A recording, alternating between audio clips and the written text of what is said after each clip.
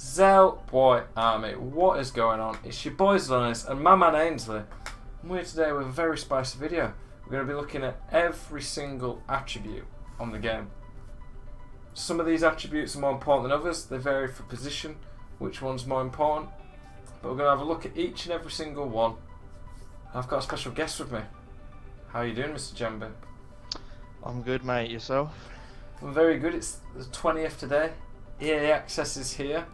The game we've been waiting for, seems like months now we've been waiting for this game to come out. I'm so hyped for it. I'm looking forward to some crazy pack openings. How are you feeling about it? The last few weeks have got to have been the longest days of my life. It's been terrible. But we're finally here. The hype's here. And let's get into it. Oh, exactly. You're going to be doing some pack openings on your YouTube channel, aren't you? You're going to be streaming on there. So we'll drop your link in the description of this video.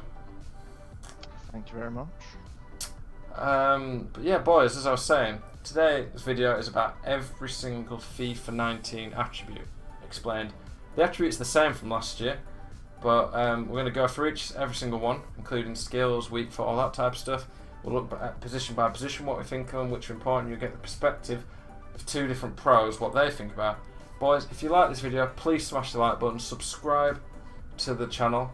Every single weekday I'm putting a video up for you guys, and I massively appreciate the support. So without further ado, we're going to have a look. We've got Johan Cruyff's Prime here. Looks a pretty tasty card, don't you think, Jamboo? He does indeed, yeah. He definitely looks like he's going to be one to use at basically all the events. I don't think anyone's going to be better until late on in the game. See a player you think you'll try to get your hands on? 100%, mate. He looks very good. So, like I said, before we look at the actual stats 1 to 99, like the attributes, we're going to look at some of the card stats. So 5-star skills, pretty tasty, but what are your views on skills, Jamboo? How do they work for you? Feel like obviously it's only really relevant on the forward players, and I don't think you need 5. I think 4's enough. I think 4's what you want. I think 3 is sort of for a striker. I think you really need 4 because otherwise you're limited as to what you can do. But then, yeah, I think 4-star is what you want to be looking to get. Yeah, I think you just about can get away with 3-star, but like you said, one of the main things at the highest level of FIFA, or at any level to some extent I guess, is about being unpredictable. And the higher the skills moves on a player, the more things you're able to do and the more your opponent has to think about. I think defender, it's pretty almost irrelevant, the skill moves. Like you've got Marcelo this year with 5-star skills. That's quite a bonus, but it's far from essential. Whereas on a striker, 4-star is pretty good, and you can do nearly everything. The 5-star skills, like you were saying, Jamboo, is more of a luxury. It's nice to have them, but there's not really any essential 5-star skills the last few years, has there? No, I don't think there's been any at all, to be honest. No, so yeah, skill moves, 4-star and above is very good for attackers. Midfielders, 4-star is quite nice to have, especially if they get into attacking situations, but it's not absolutely vital. Weak foot, what do you think about this one, Jamboo? I think when you're looking at the events and stuff, I think for anyone going forward, you're going to want 5-star. If you look at sort of Hullet, R9, they're the sort of players that dominate, and I think what separates them from other players is the weak foot. Don't know if you'd agree. Yeah, so the weak foot's almost like a reliability factor. Unfortunately on FIFA it's probably a stronger stat than it should be. Like in real life, Arjen Robben was a top tier world class player for probably 7 or 8 years, and people knew what he was going to do because he didn't really have a right foot at all, but it didn't matter because he was that good. Whereas on FIFA, the 98 Salah was barely used this year by pros. Even though his stats was ridiculous, the weak foot just made him a lot worse. I'm assuming you'd agree, Jamboo. Yeah, 100%. The only real players who made much of an effect in attack last year, who were probably 4-star, were the top tier players anyway, like CR7, Messi, Pele, Dino, Henry. But then players like De Bruyne, even though he was physically a lot worse than some of the top tier players, he still made it into some teams because of that 5-star weak foot. For defending, weak foot's just a bit of a luxury, isn't it? It's not that big a stat, really. Yeah, I think centre backs I'd go as far as saying irrelevant, and then the left and right back is sort of a bonus. Yeah. Defensive mids, Vieira, Kante, both had 3-star, doesn't matter too much. But I think it's basically once you get to attacking players who are going to be shooting, 5-stars are absolutely massive. So the new icons this year who have it, Cruyff and Eusebio, even Butragueno, he ain't got the skills, or he's a bit worse across the board, but those 5-star weak foots will probably make them top tier. I think you'd agree. Yeah, especially early on. Yeah, 5-star weak foot. He's just so much more reliable. If you get a chance on, say, Cruyff's left foot, it's going to be as good as on his right. And it just, do you want to, especially at high level pro gameplay, do you want to lose a game because you shot on his left and he only had 4-star and it just missed because of that? So that 5-star makes a big difference. It also makes it a lot harder to defend. Okay, we'll go on to like the actual individual attributes now. I mean, we've got work rates and height, to be fair. Height, you can imagine, it's useful for winning headers. It's useful on strikers, midfields, defenders. The hitboxes are quite important. You want to have it more than not, I guess you'd say, Jamboo. Yeah, I think it depends because, there's some players where, well, most players, the taller they are, they start losing balance. So you probably wouldn't want a really tall cam, for example. Yeah, true. Balance is it? It wasn't supposed to be a pun, but it acts like that in a way on FIFA. Cruyff has got very insane dribbling stats. He only has 82 balance, which doesn't really go with the rest of the dribbling. He's 5'11", so he's a bit taller. The work rates, generally speaking, the best work rates are you want a higher attacking work rate than defensive for attacking midfielders and strikers and wingers. Then defensive mids or fullbacks, centre backs. I mean, centre backs, defensive mids, you probably want the same or lower or higher defensive work rate. Sorry. Then fullbacks, the only one you don't really want is high or low, I guess you'd say. Yeah, I think any others are basically alright. Yeah. Okay, we'll start off with pace. I mean, what do you think about pace on FIFA, Jamboo? Well, it's not as bad as it was a few years back when it was literally all you needed, but it's still very important. Yeah. It probably was a bit more broken a few years ago, but it's still huge. It's still probably the most important stat in the game. People are already looking at Varane and saying he could be the best centre-back in the game, even though he's 5 levels worse than Ramos, in terms of the non-icons anyway. Yeah. Pace is just so useful in the game, because if a player makes a mistake or gets away, you can exploit that. So looking at acceleration is pretty much just how quick you get off the mark, how quickly you get to your top sprint speed. So if a player had 99 acceleration and 60 sprint speed, he'd get to that sprint speed in almost instant, but he wouldn't be that fast when he got there. Sprint speed is basically just a case of when they've got to the fastest, how fast can they run. So I think acceleration's probably a bit more important, would you say, Jamboo? I don't know. I think it depends on the position, because say you had if I had say a centre mid who was going to be tracking back or making a run, I think I'd rather have them 99 sprint speed with 70 acceleration than the other way around. I'm not sure actually. I'm just thinking more in the sense of a case of quickly making up for a mistake or quickly getting into that position. Yeah. It's not often that you have to chase 40 yards on FIFA. It's more you have to beat them over a 10-yard gap or something. Yeah, that is true. They're both key. If you had 99 acceleration, 1 sprint speed, you're not doing a lot. But yeah, these are 2 of the most important stats in the game. Okay, we'll look at shooting. So positioning, it's hard to fully say how this works because at the end of the day, position is based on what the AI is doing. But for the most part, especially traits are important as well. If you have the trait get in behind or break defensive line with 99 positioning, the player's going to make some really good runs that it's quite hard for the AI to track. Positioning for me is mostly about how good they are at finding space and getting away from defenders. What would you say, Jamboo? Yeah, I think early on you were saying about, when you were using Van Basten and stuff. Mm-hmm. You were saying very early on you could tell that players that had the higher positioning but less pace were actually sort of viable. Yeah, because I think Van Basten's 91 has 97 positioning. So when you're playing against defenders who have mid 70s, low 80s interceptions, he just finds that space against them. But come the end of the game, most players will have 90s in these stats anyway. But early on, it can make like a Muller a bit more usable than he will be later on. Yeah. Finishing, I'm assuming you'll agree, it's basically just a bit again like a reliability thing. If a player has 99 finishing, no one's marking him, and it's on his stronger foot, it will pretty much go where you aim. Would you agree? Yeah. So this obviously that stat's probably very important for wingers, cams, strikers. Positioning is pretty much important for any player who's when they're not on the ball and you're in attack, but it's most important for the attacking players, of course. Shot power. If you had 99 finishing but 1 shot power, it's going to make a lot of shots not go in just because they're so slow that the keeper can save them.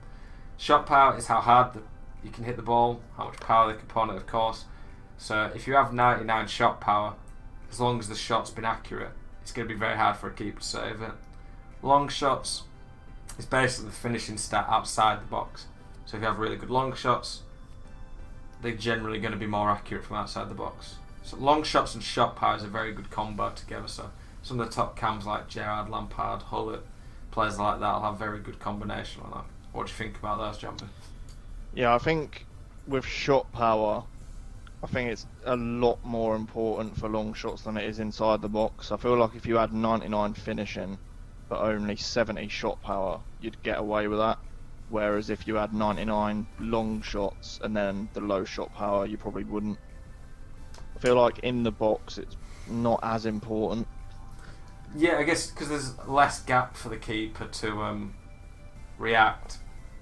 Generally, they're not going to save him when you're in the box. And if you had like 10 shot power, yeah, but all the top players have good shot power generally anyway. But those high 80s to 90s shot power make a big difference outside the box, I guess you'd say. Yeah. Volleys, just hitting the ball without bouncing. It's a pretty irrelevant stat. It's not too often that matters. I think it will matter more this FIFA with this new active touch system. People will be hitting more volleys. Like last year, it was quite hard sometimes to even score a volley on purpose or make a volley happen. Whereas this year, it will matter a lot more. But I think this is at high level gameplay. It's not going to be easy to create these chances. But for casual players, maybe with pros playing against worse players in foot champs, it could be a useful stat. Penalties, just how accurate the penalty is. It's probably the most irrelevant stat, I'd say. Yeah, I'd agree. It's not often games go to penalties, and you only really are going to have one penalty taker anyway. Okay, vision. My opinion on this one, Jamboo, is generally it's how they play a through ball. So Y or triangle. The short pass stat, I'd say, is how accurate their A or X passing are, depending on what console you're on. Whereas vision, I'd say, is for through balls. What would you say? I literally have no idea what the vision is. Like, I feel like if you had real high, short and long pass, it would just do the same if you had less vision. But I think that's one of the things where EA need to actually tell us what's going on. Yeah, that would be useful. They've been doing some of these pitch notes, which I think have been quite good. Hopefully they might do one that goes more into attributes. But last year, I used some of the top centre backs who had very good passing, but their vision weren't as high, and the through balls didn't seem quite as good. Whereas the passing, just driven passes, seemed very good. So you're right, Jamboo, that they've not. It is a bit more guessing work on a stat like this, but I think it's mostly based around the vision stat. And this year that could be about around through ball. Sorry, I think vision is basically how good through balls are. This year it could be a bit more important because. I don't know what you thought of the demo, Jamboo, but chip through balls seem a lot better. There's a lot more animations for them, so this stat could be more important this year. Yeah, I did. I had a little mess around with it, and yeah, I agree. I feel like this FIFA, especially with some of the tactics and stuff, there's going to be a lot more opportunity to get your players moving in certain situations, and especially if we can do volleys and stuff, there might be some good opportunities for sort of over the top and then hit it first time sort of thing. Yeah, I definitely agree with that opinion. Crossing, it's not been very viable on FIFA for a few years. On the demo it seems a lot better, but it's demo. I'm waiting until foot comes out. to see what it's like. Crossing's not really something people are going to consistently do until it's reliable. The highest level of FIFA is all about the reliability of the numbers game, and whilst crossing isn't that good, they're not going to use it. But as you can imagine, the stat is basically how accurate your crossing is. I don't know what you think, Jamboo, as well. I used Kimmich a lot early on. The higher crossing stat seems to just put more whip and power on it, so when you've got a really high crossing stat, they just get more curve and bend on it. Yeah, I feel like that as well. I feel like there was a few like situations in FIFA 18 where crossing was good. You could sort of see your player making that back post run, Yeah, for sure. and you'd whip it in. But I think other than that, like you say, it's pretty irrelevant. I feel like for the most part, even if you had someone with 80 crossing, it's not going to be that much worse with someone with 90 as long as you waited for that exact situation. Yeah, crossing on FIFA is more about the players making the runs, I'd say, than the actual stat. If you have somebody with 99 crossing, they're not just going to keep picking out crosses that are undefendable. Free kick accuracy just seems, it's basically, again, a reliability factor. Take a free kick, how likely it is to go on target where you've aimed. But free kicks have been bad for a few years. People saying they're better this year. I'll wait till FUT comes out. But yeah, free kicks. Generally last year nobody ever shot on free kicks, did they? No. Short That goes down to reliability again. Exactly, yeah. Short passing, how accurate a player's driven pass. Probably passes that generally go in anywhere between 5 to 20 yards. Long passing. This probably didn't matter that much last year, I guess you'd say, Jamboo, because how often are you going to lump it up to a target man? And every player from CR7's team of the season to Valencia's one-star weak foot could ping it from fullback to fullback on the weak foot. Yeah, I thought it like that stat last year was probably literally irrelevant. You could have one long pass and still do that across field on their weak foot. I think the only difference was it would just get there a little slower. But Yeah. it didn't seem to matter too much. Curve. I think curve probably combines a bit with a vision to do some of the more, as you can imagine, curved passes. And I also think curve's quite useful on finesse shots, especially ones outside the box. I remember you used that team of the season, Dybala had 99 long shots and curve, and some of the finesse shots he could score were just crazy, weren't they? Yeah. I think curve works quite well with the finesse shot trait as well. Because dribbling, agility and balance, these kind of come as a package.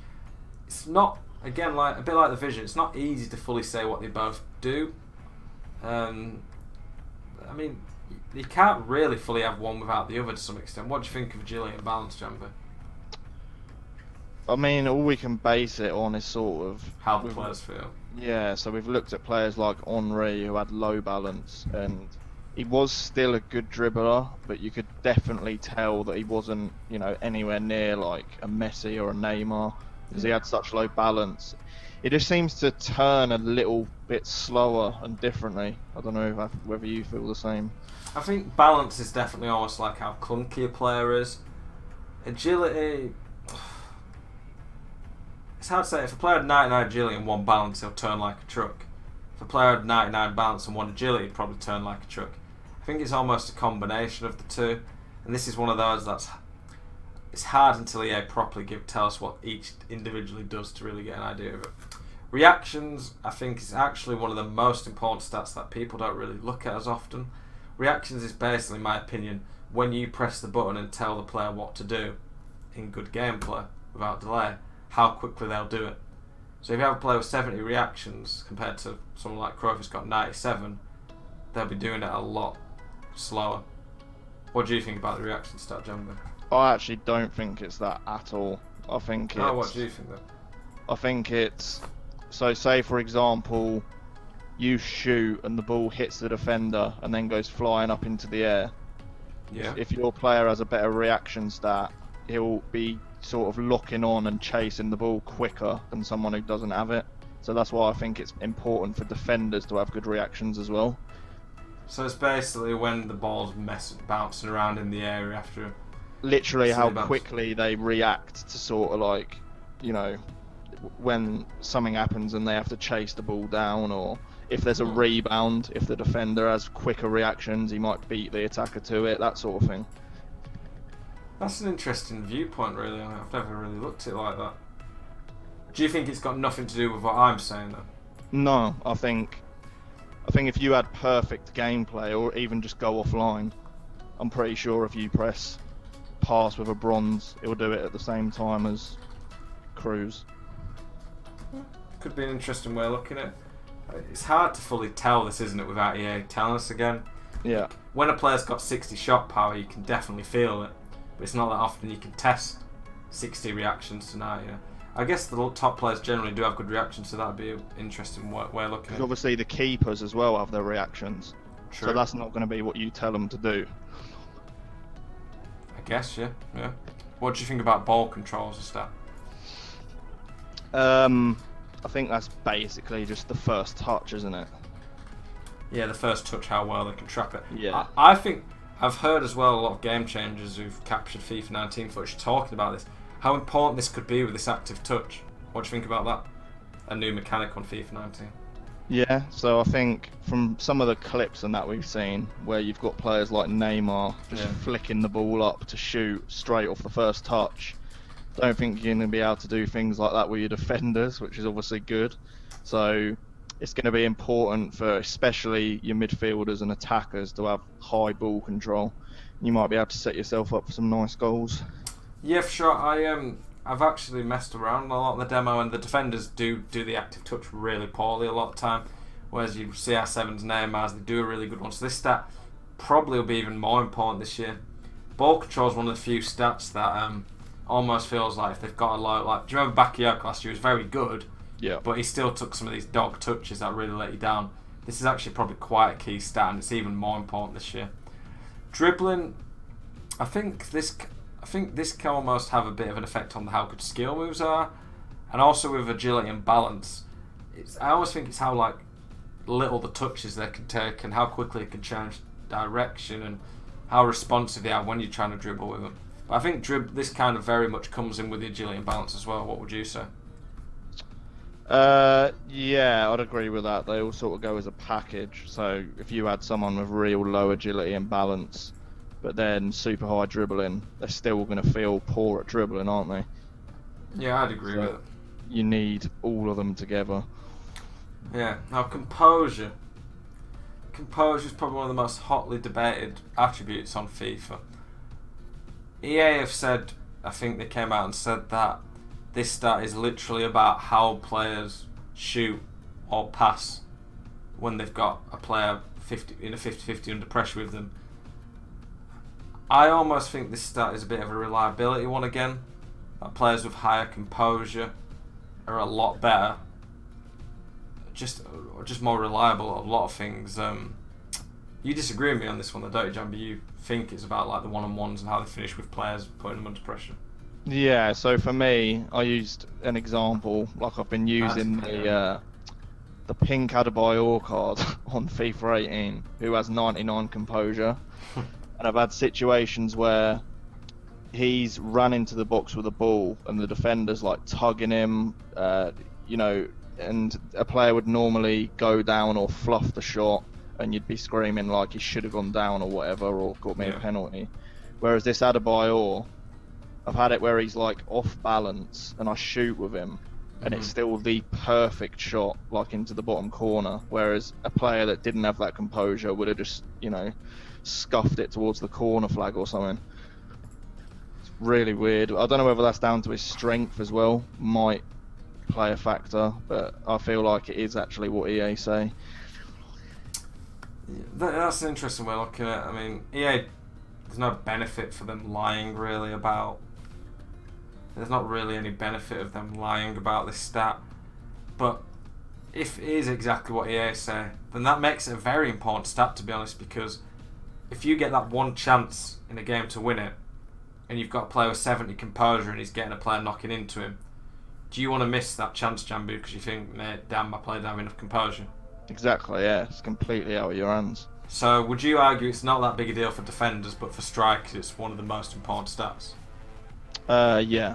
I think for defenders, I don't think it matters too much. Didn't Bailly have quite low composure? Like in the 60s, I think. Yeah, and he was one of the most reliable centre-backs for a fair bit of the year. Mm-hmm. So, yeah.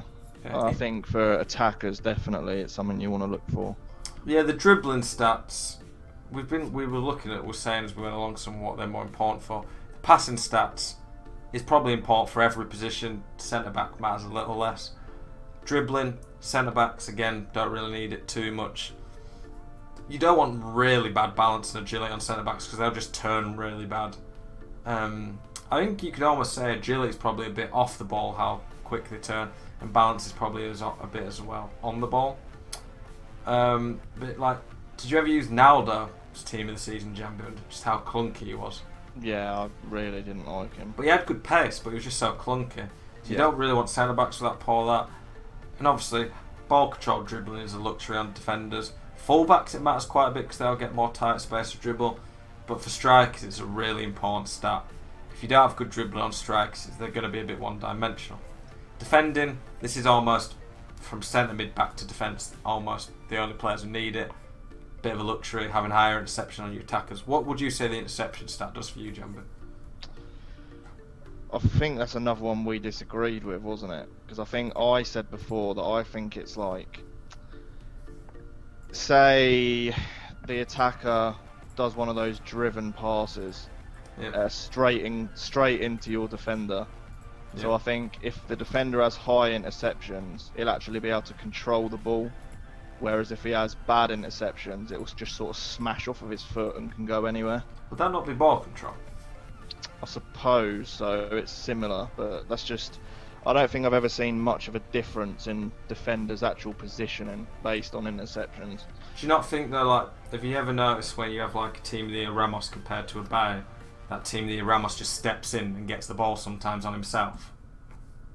Yeah, but I think that could be a lot down to his like just Aggression. pace and aggression, defensive stats. Just overall, he's much better than what we'd be used to using. For me, the interception stat, my opinion on it, would be that it's almost mostly based on their positioning, like, but defense. It's almost the antithesis, opposite of the attacking positioning. So if you have a really high rated centre back with high interceptions, he'll just not move out of position too badly at times. He'll step in and tackle the ball and get it quicker than some other centre backs would. So I somewhat agree with what you're saying, but for me it's mostly about they're just in the right position at the right time. Sometimes if they've got really high stat on this, they'll step in for you. Heading accuracy, this is probably the only defending stat that matters for strikers as well.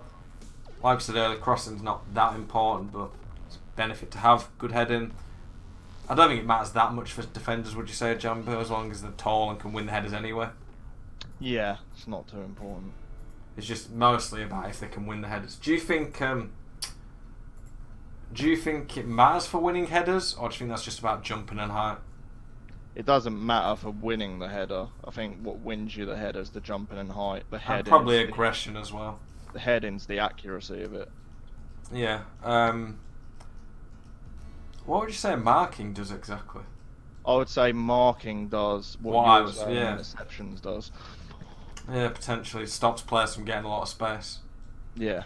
Yeah, that could be where maybe marking interceptions also kind of are a package again. Some of these stats work together a lot of the time. For me, standing tackle is generally how likely they are to keep the ball after they do the tackle, but more so the hitbox. Like, you've seen some of the high-rated centre-backs, they just can make tackles, and it's so hard to dribble around them just because wherever you do it, they just seem to get it anywhere. Whereas if you try to dribble around a striker who's got 20 tackling, they can barely get the ball. I think it's like what we see from Rio, Ramos. It's that tackle especially. Biggest one I can remember is where they sort of wrap their leg and stretch right round the attacker's body and then just like hook the ball out. And you can't do that unless you have stupid eye tackling. Yeah, I'd agree with that. Slide tackling, probably a bit of a reliability. I think that's one of the most relevant, I'd say. It's very rare unless you're Jamboo that you do a slide tackle, to be honest. But you can do them with literally any player. Like, it doesn't matter. It didn't on 18 anyway. I do think it mattered a little bit. Like, the better ones could do a bit better, but yeah, I agree, it's not that important. Jumping, it's just solely about winning headers, really. Would you agree? Yeah. Stamina is very important. it combines with the work rates a bit, but at the end of the game, if your player's screwed because he's got no stamina, no energy left, this can really hurt you. EA have basically said as well that the main thing stamina affects is later on in the game. All your physical attributes will perform worse if your stamina's bad. I'm assuming you'd agree that's a really important stat. Yeah, so I sort of think what the stamina does is what you were saying the composure did, you know, the reliability all across the board. True. So, yeah. Especially with constant pressure this year, the pressing seeming better, which was a bit of an issue at times on 18. If you wanted to play a very high press game, stamina could be big as well. Strength and aggression probably almost combined together, I'd say. What do you think? Yeah, so I think strength is obviously just their out and out strength, and then I think with aggression, if you have a player that has real low strength but high aggression, they can still win a lot of like the niggly 50-50s. So like that's why Vardy. the Vardy, yeah, he was very good. He had like high 70s strength, was it? But no, I think it was like 70 strength and 99 aggression. Well, he won a lot of 50-50s against some very good players, didn't he? Yeah. Whereas R9 had very good strength, but 40. I mean, he had 85 strength on his prime, but like 46 aggression. He just got bullied at times. Yeah, someone like Rio could just shove him off every time. Even though the strength was almost the same. So those kind of come as a package and very important. This is important across the board for every position, really. Strength, stamina, aggression. You definitely want it more than not. Probably the most important position would be centre-back. Because you can't have a centre-back who's going to be losing 50-50s, can you? They'll just cost you goals. Mm-hmm. And with the new 50-50 mechanics this year, height, strength, aggression, jumping could make a big difference. The physical battles do actually seem a lot better on this FIFA, I'd say. Have you got any final points, Jamboo, you'd like to add to our discussion today? Not much other than I think it'd benefit everyone in the community if EA did come forward and tell us exactly what every stat meant. But I think that's about it. Do you mean like one of these pitch nights but dedicated to attributes explanation? Well, literally, you know, or even in game, like if you could hover over each thing and it told you what it did. I've said that before, I think that'd be nice, yeah. Oh yeah. Boys, thank you for watching. If you disagree or agree with some of these comments, let us know. Please smash the like button, subscribe to the channel. Daily weekday content. Check out my stream, link in the description beneath. Hope you enjoyed this video. Thank you very much for watching. Keep it spicy.